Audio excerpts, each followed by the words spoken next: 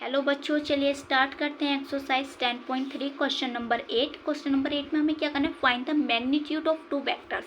Two vectors का हमें magnitude find करना है। पहला वेक्टर्स हमें क्या दे रखा है, ए, और दूसरा बी, तो इनका मैग्नीट्यूड फाइंड करना है। ठीक, हैविंग द सेम मैग्नीट्यूड, उसने कह दिया है कि जो एक का मैग्नीट्यूड है वो ये किसका मैग्नीट्यूड है, बी का है, सेम है।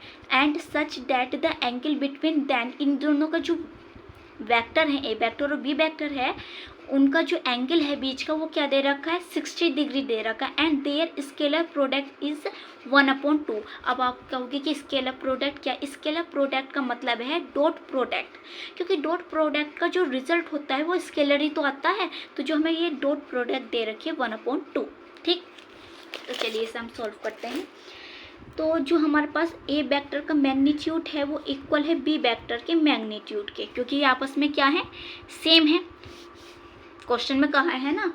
और जो एंगल है, एंगल जो है वो थीटा है, वो कितना दे रखा है, 60 डिग्री दे रखा है।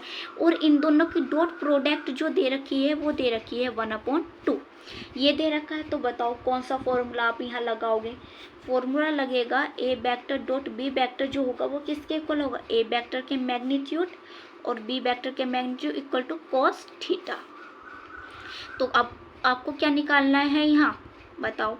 तो यहाँ से हम कॉस थीटा अगर सेपरेट कर लें तो ये क्या होगा, cos theta equal A vector dot B vector upon में क्या आएगा, ए वेक्टर का मैग्नीट्यूड इंटू बी वेक्टर का मैग्नीट्यूड।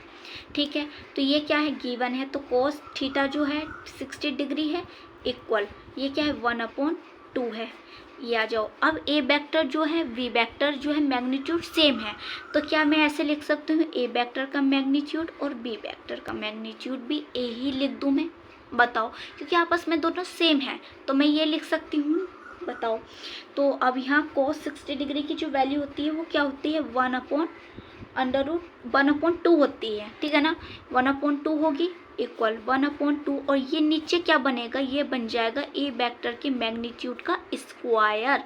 अब ये जो है इधर किस में, डिवाइड में, तो इधर हमारे पास किस में आएगा, मल्टीप्लाई में आ गया ये 1/2, ये इससे कैंसिल आउट हो गई। तो ए वेक्टर का जो मैग्नीट्यूड का स्क्वायर है वो किसके इक्वल आया, 1 के।